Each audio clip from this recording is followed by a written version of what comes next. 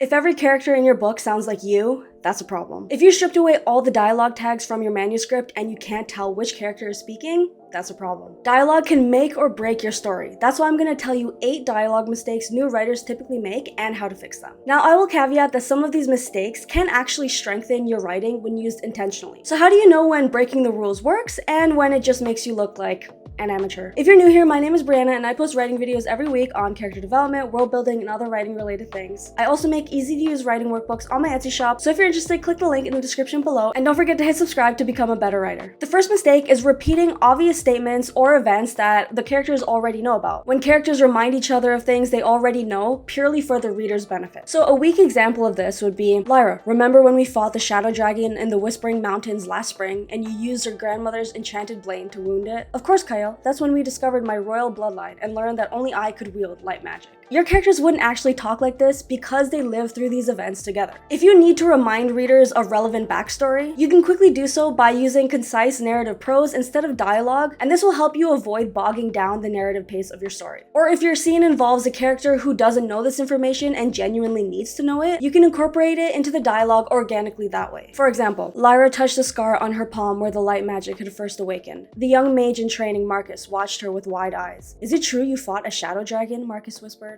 Kyle snorted. Fought? She nearly got us both killed with that ancient blade. Now this example and the rest of my examples aren't perfect, I just quickly put them together for the sake of this video, but this is typically how you want to frame it in most cases. However, there are special scenarios where you want to go the obvious route, like in epic fantasy if a character is recounting a legend around a campfire. Mistake number 2, always using surface level dialogue that never has subtext. Most writers make their characters say exactly what they mean, but real people and compelling characters often communicate without actually saying what they mean, through body language, humor, facial expressions, sarcasm, and other indirect ways. A weak example of this would be, I'm angry at you for breaking our alliance and siding with Theron, Lyra huffed. I'm sorry I betrayed your trust, Kira replied. I was scared. Theron has more power here. This is too easy. Unless Lyra and Kira are the kind of people who openly communicate their feelings, the tension should simmer beneath the surface. Characters should dance around the real issue for a bit before confronting it and potentially resolving it. This dance should reflect how they feel about the issue and how they tend to act in moments of conflict, sorrow, or betrayal. A better example of this would be, Lyra glanced at her with a side eye that could cut steel. Looking for Theron, she sneered. Kira paused, lowering her gaze. Yes.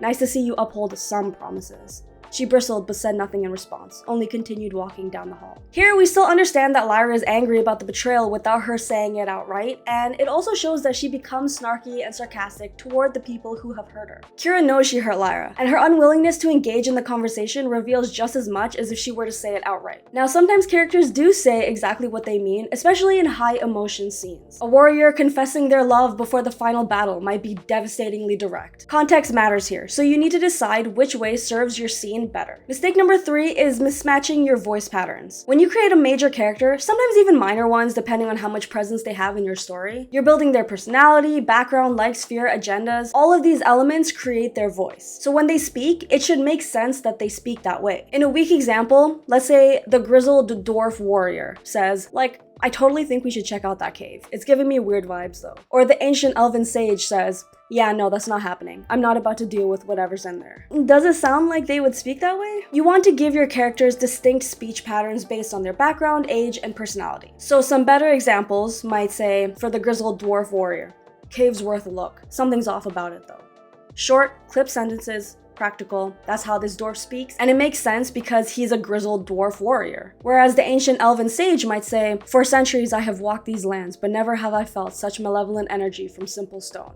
It's formal, elaborate, and old-fashioned, just as would befit an ancient elven sage. So when building a character's voice, you generally want to consider their education level. A street thief would typically use simple and direct language, whereas a court mage might speak with more complex vocabulary. You also want to consider their emotional state. Stress makes some characters ramble and stutter, others might go silent. And consider power dynamics. Characters will speak differently to superiors versus equals versus subordinates. That's not to say though that you can't have a grizzled dwarf warrior who speaks like a high school student. Again, you have to consider their background, how they grew up, and who they spend most of their time with. Having characters speak similarly can work if they're from a tight-knit community or the same social class, but you still want to incorporate subtle differences between them to make them unique from each other. Mistake number 4 is using dialogue to dump information. Dialogue is a great way to convey information information without bogging down your narrative pace. But as with most things, there's a point where it can be too much. Don't use dialogue to cram exposition down readers' throats. A weak example, and this one kind of depends on the context, would be, as you know, Princess, the kingdom of Aldris was founded 300 years ago by King Aldrich the Bold, who united the 5 warring clans using the Crystal of Eternal Flame, which can only be wielded by those of pure royal blood. This is why the Dark Lord Malachar wants to kidnap you to steal your power and claim the throne for himself.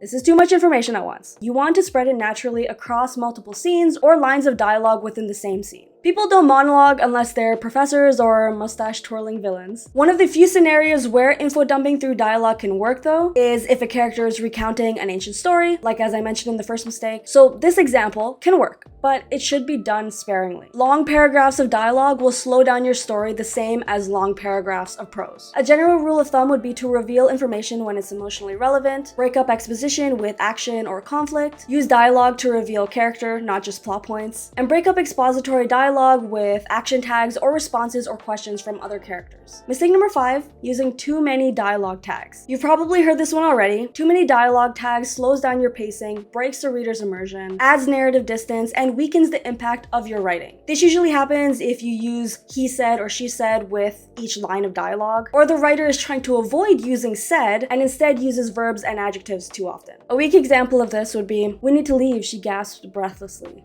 "Never," he bellowed thunderously. "The orcs are coming," she whispered quietly. Or, "We need to leave," she said. "Never," he exclaimed. "The orcs are coming," she whispered. The problem is not how you phrase the tags, it's the tags themselves and how frequently you use them in the same conversation. Your dialogue should carry the emotion, not the tags. If you need to add something to establish who is speaking, then either do it through just a simple he or she said, or through action beats. And action beats are basically brief lines of narration that follow dialogue that describes an action that the person who's speaking is doing. So a better example might be, "We need to leave." Lara leaned against a stone wall, her chest heaving. Gareth slammed his fist against the table. "Never." She pressed her ear to the door, barely breathing. "The orcs are coming." In this example, I'm using action beats instead of dialogue tags to show character emotion and keep the readers grounded in the scene rather than pulling them out of it. Mistake number 6 is having too many floating heads. This is what happens when characters talk in a void with no physical context. This kind of segues from my last mistake, but instead of having too many dialogue tags, you don't have anything at all to help readers visualize the scene. A weak example might say, "I'll never surrender to you. You have no choice. There's always a choice."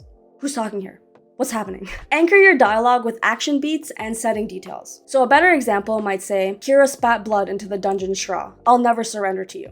Varric stepped toward the cell, his boots echoing across the stone. The torch flames danced across his scarred face. "You have no choice." She tested the iron shackles around her wrists for weaknesses. There's always a choice. This is a better approach because it's a high-intensity moment that's best served with vivid imagery and sensory descriptors to immerse the reader. That said, you can remove tags altogether in certain scenarios. For example, if two characters are having a one-on-one argument, or they're bickering where they're responding to each other in rapid succession, then the first example works. But this is something you want to do sparingly and not often, otherwise you're minimizing the impact of that kind of back and forth dialogue, and you're kind of rushing the reader further along the story without letting them properly visualize what's happening. Mistake number 7 is making your dialogue sound like a verbatim transcription of a real conversation. Real speech is full of ums, uhs, likes, and other repetition. If you add this to your dialogue, your book will become 1,000 pages long and will be really hard to slog through. Written dialogue needs to be concise and focused. A weak example might say, so like, I was thinking, that maybe we could go to the Enchanted Forest, but only if you want to, because I know it's dangerous. Don't do that, please. Not for all your characters. The goal is to capture the essence of natural speech without the verbal clutter. A better example might say, "I was thinking, let's go to the Enchanted Forest maybe. Only if you want to. I know it's dangerous." Sometimes verbal stumbles work to show nervousness or a character's personality trait, but use it sparingly. For example, a character in my current fantasy novel is a highly anxious, nervous, stuttering coward, and it's reflected in the way he speaks. He stutters, he stumbles over his words, he beats around the bush to avoid conflict, but those stutters only really make their presence when he's anxious or stressed. In non-stressful conversation, the stutters are very minimal, and I try to find other ways to show his anxiety. If you're gonna incorporate verbal clutter, do it purposefully and carefully. Mistake number 8 is something I see a lot in newer writing, and it's name dropping way too often. This is when characters constantly use each other's names in conversation, usually for no reason. A weak example might say, Kyle leaned against the base of a nearby tree. I think we should rest, Lyra. Lyra shook her head. This forest is dangerous, Kyle. Yes, Lyra, I know, he sighed. People rarely use names in direct conversation unless they're trying to get attention or show emphasis. If I were to rework this example, let's say to emphasize the danger of the forest, I'd probably do it like this. Kyle leaned against the base of a nearby tree. I think we should rest. Lyra shook her head. This forest is dangerous, Kyle. Yes, I know, he sighed. Here, we only have one name drop in the dialogue, and she's using his name to emphasize the danger, to catch his attention so that he knows this forest is really dangerous, I'm not messing around. But even if you removed his name here, it would still have a similar impact. In this case, you're doing it deliberately, not randomly. So now that you know the 8 mistakes you should avoid when writing dialogue, here's what you should do next. Open your manuscript to any dialogue scene and remove all dialogue tags and action beats. Can you tell who's speaking just from their voice? If not, you've got work to do. Thank you for watching. Don't forget to like and subscribe, and you might want to watch this video next. Now remember, these rules exist to be broken intentionally. A character who normally speaks formally might drop into casual speech when emotional or with someone they feel relaxed around. Someone who's usually confident might stutter when nervous. You can make these choices in your story, but make them deliberately. Until the next chapter.